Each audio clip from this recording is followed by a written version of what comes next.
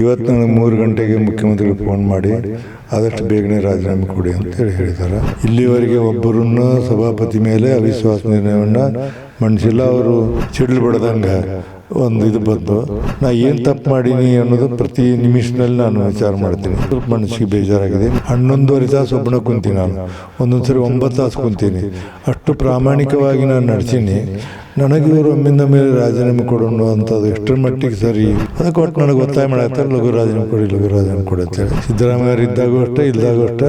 ವಿಧಾನ ಪರಿಷತ್ ಸಭಾಪತಿಯವರ ರಾಜೀನಾಮೆ ಕುರಿತು ಇದೀಗ ಸಾಕಷ್ಟು ಚರ್ಚೆಗಳು ನಡೀತಾ ಇರುವಂಥದ್ದು. ಈಗಾಗಲೇ ರಾಜ್ಯ ಕಾಂಗ್ರೆಸ್ ಸರ್ಕಾರದ ಮುಖ್ಯಮಂತ್ರಿ DK ಶಿವಕುಮಾರ್ ಅವರು ಈ ಬಗ್ಗೆ ಎಲ್ಲ ಒಂದು ಕಡೆ ಸಂದೇಶವನ್ನು ನೀಡಿದ್ದಾರೆ ಅನ್ನೋ ಚರ್ಚೆಗಳು ಸಹ ನಡೀತಾ ಇರುವಂಥದ್ದು. ಈ ಬಗ್ಗೆ ಖುದ್ದು ಮಾತನಾಡಲು ನಮ್ಮ ಜೊತೆ ವಿಧಾನ ಪರಿಷತ್ ಸಭಾಪತಿಯಾಗಿರುವಂಥ ಬಸವರಾಜ ಹೊರಟ್ಟಿ ಅವರಿದ್ದಾರೆ. ನಾನು ಮಾತನಾಡಿಸ್ತೀನಿ ಅವರನ್ನು. ಸರ್, ಈಗ ರಾಜೀನಾಮೆ ಸುದ್ದಿ ಹರಿದಾಡ್ತಾ ಇದೆ. ಇದರಲ್ಲಿ ಯಾವ ಸ್ಪಷ್ಟತೆಯನ್ನು ನೀಡ್ತೀರಿ ಸರ್ ನೀವು?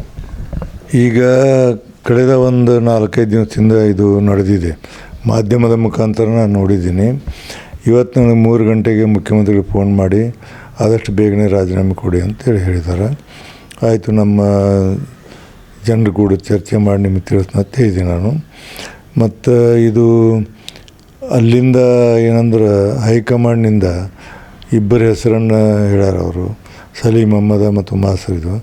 ಇದು ಸದನದಲ್ಲಿ ಸಭಾಪತಿಯನ್ನು ಆರಿಸೋದು ಸದನಕ್ಕೆ ಬಿಟ್ಟಿದ್ದು ಹೊರಗಿನವ್ರು ಯಾರೇ ಇದನ್ನು ಮಾಡೋಕ್ಕೆ ಬರೋಲ್ಲ. ಅವ್ರ ಹೆಸರು ಅವರ ಪಕ್ಷದಾಗ ಹೇಳ್ಕೊಳ್ಳಿ, ಬಟ್ ನೇರವಾಗಿ ಅವ್ರು ಇಂಥವ್ರು ಇದೆ ಅಂಥೇಳಿ. ಇನ್ನೂ ನಾನು ಸಭಾಪತಿ ಸ್ಥಾನದಾಗ ಅದೀನಿ, ಖಾಲಿನೂ ಇಲ್ಲ, ಈಗ ಹೇಳಿಬಿಟ್ಟಾರ ಅವರು. ಅದು ಸಂವಿಧಾನದ ಉಲ್ಲಂಘನೆ ಮಾಡಿದಂಗೆ ಅದು. ಯಾಕಂದ್ರೆ ಸಭಾಪತಿ ಸ್ಪೀಕರ್ದು ಅದು ಸದನದ ಸುಪ್ರೀಂ ಸದನ, ಅಲ್ಲಿ ಮಾಡಬೇಕು. ಅದನ್ನು ಬಿಟ್ಟು ಹಿಂಗೆ ಹೇಳಿದಾರೆ, ಸರಿಯಾದ್ದಲ್ಲ. ಅದಕ್ಕೆ ಆ ಹಿನ್ನೆಲೆಯಲ್ಲಿ ಚರ್ಚೆ ನಡೆದವ. ನನಗೂ ಇವತ್ತು ಮುಖ್ಯಮಂತ್ರಿಗಳು ಫೋನ್ ಮಾಡಿ ರಾಜೀನಾಮೆ ಕೊಡು ಅಂತ ಹೇಳಿದರು. ಇಲ್ಲಿವರೆಗೆ ರಾಜೀನಾಮೆಗಳನ್ನು ಯಾರೂ ಸಭಾಪತಿ ರಾಜೀನಾಮೆಯನ್ನು ಇಲ್ಲಿವರೆಗೆ 1956ರಿಂದ ಇಲ್ಲಿವರೆಗೆ ಒಬ್ಬರನ್ನು ಸಭಾಪತಿ ಮೇಲೆ ಅವಿಶ್ವಾಸ ನಿರ್ಣಯವನ್ನು ಮಂಡಿಸಿಲ್ಲ. ಅವರು ವಿರೋಧ ಪಕ್ಷದವರಿದ್ದಾರೆ, ರೂಲಿಂಗ್ ಪಾರ್ಟಿಯವರು ಇರ್ತಾರೆ. ಅವ್ರ ಪಿರಿಯಡ್ ಮುಗಿಯುವವರೆಗೆ ಅವರನ್ನು ಯಾರೂ ಟಚ್ ಮಾಡಿಲ್ಲ. First time in the history of the Karnataka legislative council ಇದು ಬಂದಿದೆ, ಅವಿಶ್ವಾಸ ನಿರ್ಣಯ ಮಂಡನೆ ಮಾಡೋದು. ಅದಕ್ಕೆ ಅದನ್ನು ನೋಡಬೇಕು, ಏನು ಸಿಚುವೇಶನ್ ಬರ್ತದೆ ಅದನ್ನು ನೋಡಿ I will act according to the situation. Sir, ಇದನ್ನು ನೀವು ನಿರೀಕ್ಷೆ ಮಾಡಿದ್ರಾ? ಒಂದು ವೇಳೆ ಈಗಾಗಲೇ ಅಧಿಕಾರ ಹಸ್ತಾಂತರ ಆಗಿದೆ, ಇದಾದ ನಂತರ ನನಗೂ ಈ ನನ್ನ ಸ್ಥಾನಕ್ಕೂ ಕೂತು ಬರ್ಬೋದು ಅಂತ ಏನಾದರೂ ನಿರೀಕ್ಷೆ ಮಾಡಿದ್ರಾ ಸರ್ ನೀವು ಇದ್ರ ಬಗ್ಗೆ? ನನಗೇನು ಅನಿಸಿರಲಿಲ್ಲ. ಯಾಕಂದ್ರೆ ಇಲ್ಲೆಲ್ಲ ಇಷ್ಟು ವರ್ಷದಿಂದ ನಾನು 46 ವರ್ಷದಿಂದ ಈ ಸದನದ ಸದಸ್ಯನಾಗೀನಿ. ಅಲ್ಲಿ ಸಭಾಪತಿಗಳು ಬಂದಾರ, ಹೋಗ್ಯಾರ, ಸರ್ಕಾರ ಬದಲಾಗ್ಯಾವ, ಹೊಸ ಸರ್ಕಾರ ಬಂದಾವ, ಹಳೆ ಸರ್ಕಾರ ಎಲ್ಲೆಲ್ಲೂ ಆಗಿಲ್ಲ. ನಾನು ಹಂಗೆ ತಿಳ್ಕೊಂಡಿದ್ದೆ, ಇವರೇನು ನಮಗೇನಿಲ್ಲ, ಮೊದಲು ಸದನವನ್ನು ಒಳ್ಳೆಯ ರೀತಿಯಿಂದ ಕಂಡಕ್ಟ್ ಮಾಡಬೇಕು, ಸರ್ಕಾರಕ್ಕೂ ಒಂದು ಒಳ್ಳೆಯ ಹೆಸರು ಬರಬೇಕು, ಸದನಕ್ಕೂ ಒಂದು ಒಳ್ಳೆಯ ಹೆಸರು ಬರಬೇಕಂತ ವಿಚಾರ ಮಾಡ್ತಾ ಇದ್ದೆ ನಾನು. ಸಡನ್ಲಿ ಒಮ್ಮಿಂದೊಮ್ಮಿಗೆ ಇದು ಈ ಥರ ಸಿಡ್ಲು ಬಡ್ದಂಗೆ ಒಂದು ಇದು ಬಂದಾಗಿಂದ ವಿಚಾರ ಶುರುವಾಯಿತು. ಮತ್ತು ನನಗೆ ನಾ ಏನು ತಪ್ಪು ಮಾಡೀನಿ ಅನ್ನೋದು ಪ್ರತಿ ನಿಮಿಷದಲ್ಲಿ ನಾನು ವಿಚಾರ ಮಾಡ್ತೀನಿ. ನಾನು ಏನೂ ತಪ್ಪು ಮಾಡಿಲ್ಲ, ಸದನ ಸರಿಯಾಗಿ ನಡೆಸೀನಿ, ಪಕ್ಷಾತೀತವಾಗಿ ನಡೆಸೀನಿ, ಎಲ್ಲರನ್ನೂ ಸರಿ ನೋಡ್ಕೊಂಡಿನಿ. ಈಗ ಯಾಕೆ ಬಂತು ಅಂತೇಳಿ ಸ್ವಲ್ಪ ಮನಸ್ಸಿಗೆ ಬೇಜಾರಾಗಿದೆ ಮತ್ತು ನೋವಾಗಿದೆ. ಸಹಜವಾಗಿ ಆಗ್ತಿದೆ. ಯಾಕಂದ್ರೆ ಎಕ್ಸ್ಪೆಕ್ಟ್ ಇರಲ್ದು ಒಮ್ಮಿಂದೊಮ್ಮಿಗೆ ಏನಾರು ಯಾರಿಗಾರ ಏನೋ ಹಾರ್ಟ್ ಅಟ್ಯಾಕ್ ಆತಂದ್ರೆ ಹೆಂಗೆ ಏನಾಕತ್ತಿಲ್ಲ ಆ ಥರ ಇದೊಂದು ಭಾವನೆ ಆಗಿದೆ. ಬಟ್ ನೋಡು, ಈಗ 2 ದಿವಸ ಆಯ್ತು ಇದು ನಡೆದಿದೆ. ಅದಕ್ಕೆ ನಾನು ಸ್ವಲ್ಪ ಅದ್ರ ಬಗ್ಗೆ ವಿಚಾರ ಮಾಡ್ತಾ ಕುಂತಿದ್ದೀನಿ.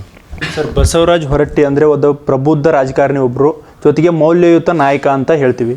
ಸೊ ಅಂಥ ನಾಯಕನಿಗೆ ಎಲ್ಲೋ ಒಂದು ಕಡೆ ಹೈಕಮಾಂಡ್ನಿಂದ ಕಾಂಗ್ರೆಸ್ ಎಲ್ಲೋ ಒಂದು ಕಡೆ ಅಂಕುಶ ತರೋ ಪ್ರಯತ್ನ ಮಾಡುತ್ತೆ ಅನಿಸುತ್ತೆ. ಹೆಂಗೆ ಅನ್ಸುತ್ತೆ? ಅದೇ ರೀ, ನಾನು ಹೇಳಿದ್ನಲ್ಲ, ಇಲ್ಲಿವರೆಗೆ ನಾನು 18 ಮುಖ್ಯಮಂತ್ರಿಗಳನ್ನು ನೋಡೀನಿ, ಇವರು 19ನೇದವರು. ಮತ್ತು ಸದನದಲ್ಲಿ ನಾವು ನಮ್ಮ ಪ್ರಶ್ನೆ ಇರಲಿ ಕುತ್ಕೊಂಡು ಸಂಜೆವರೆಗೆ ಸದನವನ್ನು ನಾನು ನೋಡ್ಕೊಂಡು ಬಂದವ. ಮತ್ತು ನಾನು ಸದನವನ್ನು ನಡೆಸುವಾಗ ಬೆಳಗಾವಿಯಲ್ಲಿ 19ನೇ ತಾರೀಕು ಹೊಸ ಡಿಸೆಂಬರ್ 11:30 ತಾಸು ಒಬ್ಬನ ಕುಂತೀನಿ. ನಾನು ಒಂದೊಂದು ಸರಿ 9 ತಾಸು ಕುಂತೀನಿ. ಅಷ್ಟು ಪ್ರಾಮಾಣಿಕವಾಗಿ ನಾನು ನಡೆಸೀನಿ. ನನಗೆ ಇವರು ಒಮ್ಮಿಂದ ಮೇಲೆ ರಾಜೀನಾಮೆ ಕೊಡೋಣ ಅಂಥದ್ದು ಎಷ್ಟರ ಮಟ್ಟಿಗೆ ಸರಿ. ಅಲ್ಲಿ ಸಂವಿಧಾನ ಪೀಠ ಅದು.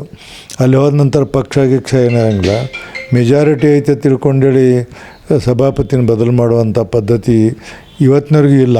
ಇದು 113 ವರ್ಷದ ಇತಿಹಾಸದಲ್ಲಿ ಫಸ್ಟ್ ಟೈಮ್ ಇಂಥದ್ದು ಸಿಚುವೇಶನ್ ಬಂದೈತಿ. ಅದಕ್ಕೆ ಯಾಕೆ ಬಂತೋ ಏನೋ ಅದು ಅವ್ರಿಗೆ ಗೊತ್ತು. ನನಗೇನಾಗೈತೆ ಅಂದ್ರೆ ಸ್ವಲ್ಪ ಮನಸ್ಸಿಗೆ ಬೇಜಾರಾಗೈತಿ, ನೋವು ಆಗೈತಿ. ಪ್ರಾಮಾಣಿಕವಾಗಿ ಕೆಲಸ ಮಾಡಿದಂಥವ್ರಿಗೆ ಈ ಬಿರುದು ಸಿಗಬಾರ್ದಾಗಿತ್ತು ಅನ್ನೋದು ನನ್ನ ಅನಿಸಿಕೆ ಇದು. ಅಲ್ಲ ಒಂದು ಕಡೆ ನೀವು ಹೇಳ್ತಾ ಇದ್ರಿ ಯಾರ್ಯಾರು ಅದ್ರ ಮೇಲೆ ಕಣ್ಣಿಟ್ಟಿದ್ದಾರೆ ಅನ್ನೋ ಮಾತುಗಳು ಸಭಾಪತಿ ಹುದ್ದೆ ಮೇಲೆ, ಸೊ ಆ ಬಗ್ಗೆ ಹೇಳ್ಬೇಕಾದ್ರೆ ಸರ್? ಅದು ಸಹಜ ಇರ್ತೈತಿ. ಈಗ ಏನಂದ್ರೆ ಈ ತಲೆಯಾಗ ಹೋಗಿಸ್ಬಿಟ್ಟಾರ, ಬಹುಮತ ಬಂದೈತಿ. ಇದು ಯಾರಿಗೂ ಗೊತ್ತಿರಲಿಲ್ಲ ಮೊದಲು. ಯಾಕಂದ್ರೆ ಇಲ್ಲಿ ಹಿಂದಿನ ಇತಿಹಾಸದಾಗ ನೋಡಿದ್ರೆ ಯಾರು ಸಭಾಪತಿ ಆಕಾರ ಅವ್ರ ಪೀರಿಯಡ್ ಮುಗಿಸೋ ಮಟ್ಟ ಯಾವ ಸರ್ಕಾರದ್ದು ಇರ್ತಿಲ್ಲ.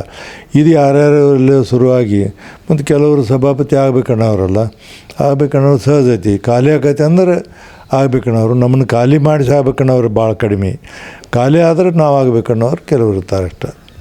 ಅಲ್ಲ ಸರ್, ಈಗ ಒಬ್ಬ ಹಿರಿಯ ರಾಜಕಾರಣಿಗೆ ಈ ರೀತಿಯಾಗಿ ಅನ್ಯಾಯ ಆಗಿದ್ದರೆ ಸೊ ಇಂದಿನ ರಾಜಕಾರಣದ ಬಗ್ಗೆ ಏನು ಹೇಳ್ತೀರಿ ಸರ್ ನೀವು ಹಿರಿಯರಾಗಿ? ಇಂದಿನ ರಾಜಕಾರಣ ಕಲುಷಿತ ವಾತಾವರಣದಾಗ ಕೂಡಿದ್ದು, ತತ್ವ ಮತ್ತು ಎಥಿಕ್ಸು ಪ್ರಿನ್ಸಿಪಲ್ಲು ಇವೇನೂ ಇಲ್ಲ.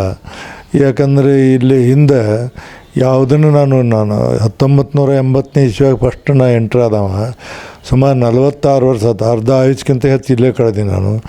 ಎಷ್ಟೋ ಮಂದಿ ನೋಡಿ ನಾನು. ಸುಮಾರು 18 ಮಂದಿ ಮುಖ್ಯಮಂತ್ರಿ ನೋಡಿ, ಇವ್ರು 19 ಮುಖ್ಯಮಂತ್ರಿಗಳು. ಸುಮಾರು ಒಂದು 1000 ಜನ ಮಂತ್ರಿಗಳು ನೋಡೀನಿ. 2,000-3,000 4,000 ಜನ ಶಾಸಕರು ನೋಡೀನಿ. ಬಟ್ ಎಲ್ಲೂ ಇಂಥದ್ದು ಪರಿಸ್ಥಿತಿ ನಿರ್ಮಾಣ ಆಗಿದ್ದು ನನಗೆ ಗೊತ್ತಿಲ್ಲ, ನಾನು ನೋಡಿಲ್ಲ. ಇಷ್ಟು ಸುದೀರ್ಘವಾಗಿ ಅಥವಾ ಇಷ್ಟೊಂದು ಇದಕ್ಕೆ ಓದೋದು ನನಗೆ ಗೊತ್ತಿಲ್ಲ. ಬಟ್ ಆಗಿಲ್ಲ ಅನ್ನೋದು ನೋಡ್ಕೊಂಡು ನನಗೆ ಗೊತ್ತೈತಿ. ಎರಡೂ ಸದನದಲ್ಲಿ ನನಗೆ ಗೊತ್ತಿದ್ದಷ್ಟು ಮಾಹಿತಿ ಬೇರೆಯವ್ರಿಗೆ ಯಾರಿಗೂ ಗೊತ್ತಿಲ್ಲ. ಹೀಗಾಗಿ ಆ ಮಾಹಿತಿ ನನಗೆ ಗೊತ್ತಿದೆ. ಇದು ಒಮ್ಮಿಂದ ಯಾಕೆ ಬಂತು ಅನ್ನುವಂಥದ್ದು ನನಗೂ ಆಗಿದೆ. ಮತ್ತು ಅನಿವಾರ್ಯ ಬಂದಾಗ ಪ್ರಜಾಪ್ರಭುತ್ವಾಗ ಅವರು ಸರ್ಕಾರ ನಡೆಸೋರು ಏನು ತೀರ್ಮಾನ ಮಾಡ್ತಾರೆ ಆ ತೀರ್ಮಾನ ನಾವು ಬದ್ಧರಾಗಿರ್ಬೇಕಾಗತ್ತೆ. ಅಲ್ಟಿಮೇಟ್ಲಿ ಸದನ ಏನೈತೆ ತೀರ್ಮಾನ ಮಾಡ್ತಾ ಆ ತೀರ್ಮಾನಕ್ಕೆ ನಾನು ಬದ್ಧವಾಗಿರ್ತೀನಿ. ಸರ್, ಅವಿಶ್ವಾಸ ನಿರ್ಣಯದ ವಿಚಾರ, ಅವಿಶ್ವಾಸ ಮಂಡನೆ ಮಾಡಬೇಕಾದ್ರೆ ಗುರುತರವಾದಂಥ ಆಪಾದನೆ ಇರಬೇಕು, ಪಕ್ಷಪಾತ ಮಾಡಿರಬೇಕು, ಭ್ರಷ್ಟಾಚಾರ ಮಾಡಿರಬೇಕು, ಮತ್ತೇನಾದರೂ ಒಂದು ಈ ನಾಡಿಗೆ ಒಂದು ಏನಾದರೂ ಒಂದು ಅನ್ಯಾಯ ಆದಾಗ ಸುಮ್ಮನೆ ಕೂತ್ಕೊಂಡು ಅಥವಾ ಯಾವುದ್ರ ಪರವಾಗಿ ಯಾವುದೊಂದು ಒಬ್ಬ ವ್ಯಕ್ತಿ ಪರವಾಗಿ ಅಂತ ಇಲ್ಲ, ಏನಾದರೂ ಒಂದು ಆಪಾದನೆ ಇರಬೇಕು. ಈಗ ನೀವು ಆಪಾದನೆ ಬೇಕಂದ್ರೆ ನಿಮ್ಮ ಮೇಲೆ ಅವಿಶ್ವಾಸ ನಿರ್ಣಯವನ್ನು ಮಂಡಿಸಿದ್ವಿ, ಈ ಕೆಳಗಿನ ಕಾರಣಗಳಿಂದ ಅದು ಬರಿಬೇಕಾಗತ್ತೆ. ನಮಗೆ ಕಾರಣ ಇಲ್ಲ ಅಲ್ಲಿ ಬರೆಯೋಕ್ಕೆ. ಏನು ಕಾರಣ ಐತಿ? ಏನೂ ಕಾರಣ ಇಲ್ಲ. ಅವ್ರು ಹೆಂಗೆ ಬಂದಿದ್ದಾರೆ ಗೊತ್ತಿಲ್ಲ. ಅದಕ್ಕೆ ಒಟ್ಟು ನನಗೆ ಒತ್ತಾಯ ಮಾಡಾಕ್ತಾರೆ, ಲಘುರಾಜೀನಾಮೆ ಕೊಡಿ ಅಂತೇಳಿ. ಅದು ನೋಡ್ತೀನಿ ನಾನು. ನೋಡಿ ನಾವು ಮತ್ತು ನಮ್ಮ ಪಕ್ಷದವ್ರು ಕೂಡ ಮಾತಾಡಿ, ಚಲರಾಜ ಸ್ವಾಮಿ, ನಾರಾಯಣ ಸ್ವಾಮಿ, CT ರವಿ, N ರವಿಕುಮಾರ್, ಅಶೋಕ್ ಇವರೆಲ್ಲರೂ ಕೂಡ ಮಾತಾಡಿವಿ. ಅಶೋಕ್ ದಿಲ್ಲಿಗೆ ಹೋಗ್ಯಾರ ಇವತ್ತು.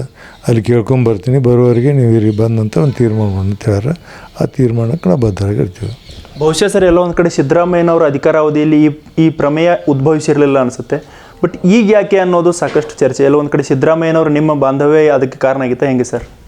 ಅಲ್ಲ, ಇದು ಯಾವಾಗ ಆಗಿಲ್ಲ ರೀ, ಈಗಲ್ಲ. ಇಡೀ ಇತಿಹಾಸದಲ್ಲಿ ಯಾವಾಗಲಾದರೂ ಸಭಾಪತಿಯನ್ನು ಕೆಳಗಿಳಿಸುವಂಥ ಕೆಲಸ ಮಾಡಿಲ್ಲ. ಸಿದ್ದರಾಮಯ್ಯರು ಇದ್ದಾಗೂ ಅಷ್ಟೇ, ಇಲ್ದಾಗೂ ಅಷ್ಟೇ. ಬಟ್ ಈಗ ಇವ್ರು ಯಾಕೆ ತಂದರು ಗೊತ್ತು? ಹೌದು, ಕಾಂಗ್ರೆಸ್ ಸರ್ಕಾರ ಇತ್ತು. ಅವ್ರು ಯಾವಾಗ ನನ್ನ ಬಗ್ಗೆ ಇಂಥದ್ದು ಹೇಳಿಲ್ಲ. ನನ್ನ ಬಗ್ಗೆ ಒಳ್ಳೆಯ ಮಾತನ್ನು ಮಾತಾಡ್ಯಾರ. ಸದನ ಚೆನ್ನಾಗಿ ಕಂಡಕ್ಟ್ ಮಾಡ್ತಾರೆ, ಪಕ್ಷಾತೀತವಾಗಿ ಮಾಡ್ತಾರೆ. ಸದನದಲ್ಲೇ ಹೇಳ್ಯಾರ, ಪಕ್ಷಾತೀತವಾಗಿ ಕಂಡಕ್ಟ್ ಮಾಡ್ತಾರೆ ಅವರು ಸದನವನ್ನು. ಅತ್ಯಂತ ಒಳ್ಳೆಯ ರೀತಿಯಿಂದ ನಡೆಸ್ಕೊಂಡು ಹೊಂಟಾರೆ ಸದನ ಅಂತ ಹೇಳ್ಯಾರ ಅವರು. ಸದನದಲ್ಲೇ ಮಾತಾಡ್ಯಾರ ಅವರು. ಬಟ್ ಈಗ ಪಕ್ಷ ಅವರ ಮುಖ್ಯಮಂತ್ರಿ ಹೋಗೈತಿ, ಹೊಸ ಮುಖ್ಯಮಂತ್ರಿ ಬಂದಾರ. ಇವ್ರದ್ದು ಏನು ತೀರ್ಮಾನ ಐತೆ ಅವ್ರಿಗೆ ಗೊತ್ತಿರಲಿಕ್ಕಿಲ್ಲ ಅಂತ ನನಗೆ ಅನಿಸ್ತದೆ.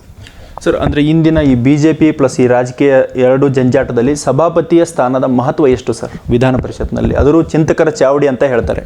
ಭಾಳ ಗಂಭೀರವಾದಂಥ ಇದು ಈ ಪರಿಸ್ಥಿತಿ. ಈಗ ಎರಡು ಪಕ್ಷಗಳು, ಆಮೇಲೆ ಈಗ ಸಭಾನಾಯಕರಾದಂಥವರು ಇಲ್ಲೆಲ್ಲ ನೋಡಬೇಕು, ವಿರೋಧ ಪಕ್ಷವ್ರು ನೋಡಬೇಕು, ಮತ್ತೆಲ್ಲ ಇವು ಅನೇಕ ಸಮಸ್ಯೆಗಳಿದಾವೆ. ಇವತ್ತೆಲ್ಲ ಬಿಡದಿ ಇರ್ಬೋದು, ಮತ್ತೊಂದು ಇರ್ಬೋದು, ಮುಗ್ದೊಂದು ನೀಟ್ ಇರ್ಬೋದು, ಇವೆಲ್ಲ ಅನೇಕ ಸಮಸ್ಯೆಗಳಿದಾವೆ. ಭಾಳ ಗದ್ದಲದ ಇದು ವಾತಾವರಣ ನಿರ್ಮಾಣ ಆಗ್ತದೆ ಸರಿ. ಅದಕ್ಕೆ ಅದನ್ನು ನಡೆಸ್ಕೊಂಡು ಹೋಗುವಂಥದಕ್ಕೆ ಸ್ವಲ್ಪ ಅನುಭವ ಬೇಕು. ಬಟ್ ಅದು ಅವ್ರಿಗೆಲ್ಲ ಗೊತ್ತಿದ್ದರೂ ಈ ಥರ ಮಾಡಿದ್ದಾರೆ ತಂತ್ರ. ಅದ್ರ ಏನು ನನಗೆ ತಿಳಿವಲ್ದು ಅದ್ರದ್ದು. ಸರ್, ಕೊನೆಯದಾಗಿ ನಿಮ್ಮ ಸ್ಟ್ಯಾಂಡ್ ಏನು ಸರ್? ಇನ್ನು ಚರ್ಚೆ ಆದ ನಂತರ ಯಾವೆಲ್ಲ ಸ್ಟ್ಯಾಂಡ್ ಅಂದರೆ ಸದನ ಅಂದರೆ ಈಗ ಮತ್ತೆ ಈಗ ಆಗಸ್ಟ್ 13ರಿಂದ ಸದನ ಆರಂಭ ಆಗುತ್ತೆ, ಅಲ್ಲಿ ಏನಾದರೂ ಮತ್ತೆ ಅಟೆಂಡ್ ಆಗೋದಾ? ಅದಕ್ಕಿಂತ ಮೊದಲು ಏನಾದರೂ ನಿರ್ಧಾರ ಮಾಡ್ತಾರೆ ಹೆಂಗೆ ಸರ್? ಈಗ ನನಗೆ ಇಲ್ಲಿವರೆಗೆ 4-4.5 ವರ್ಷದಿಂದ ಎಲ್ಲ ಸದಸ್ಯರು ಪಕ್ಷಾತೀತವಾಗಿ ಬೆಂಬಲ ಕೊಟ್ಟಾರ, ಮಾಧ್ಯಮದವ್ರು ಕೊಟ್ಟಾರ, ಅಧಿಕಾರಿಗಳು ಕೊಟ್ಟಾರ.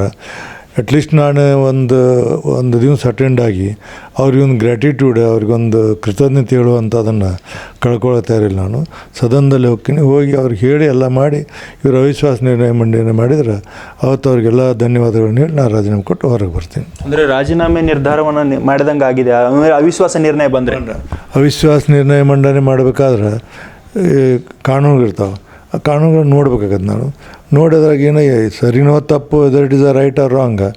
ನಾವು ನೈತಿಕ ಹಕ್ಕನ್ನು ಇಟ್ಕೋಬೇಕಾದ್ರೆ ಅವರು ನಮ್ಮ ಮೇಲೆ ಏನೋ ಗುರುತರ ಆಪಾದನೆ ಇರಲಿ ಅವ್ರನ್ನ ಒಂದು ಕೊಟ್ಟಾರಂದ್ರೆ ನನ್ನ ನೈತಿಕತೆ ಕೊಟ್ಟು ಬರೋದು ಸೂಕ್ತ ಅಂತ ನನ್ನ ಅನಿಸಿಕೆ.